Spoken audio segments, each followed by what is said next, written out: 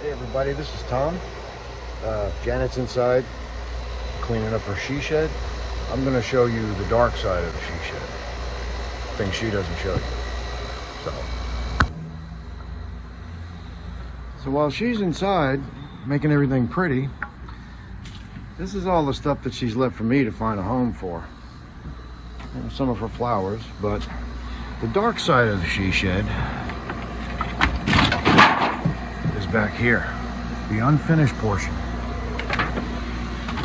I'm going to take you on a little tour and show you what we've got to do over the next few weeks. Going to need paint, a lot of scraping, a lot of painting, cleaning up all this junk. Just leftovers from old projects, some things I don't even know what it is. Pieces like this are going to have to be replaced, or maybe I can fix that, I don't know. Probably replace it. Corner posts, gonna need new corner posts.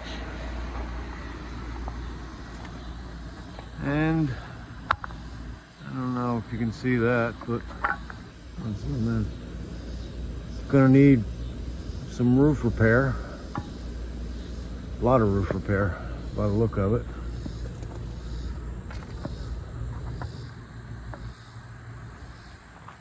Definitely need to get rid of some weeds and finish painting the parts that you haven't seen.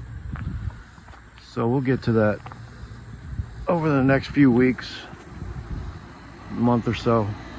So stay tuned. Something else I wanted to show you. Her she shed is going to get its own little yard. So pretty much from where this old doghouse is, that spot right there, all the way over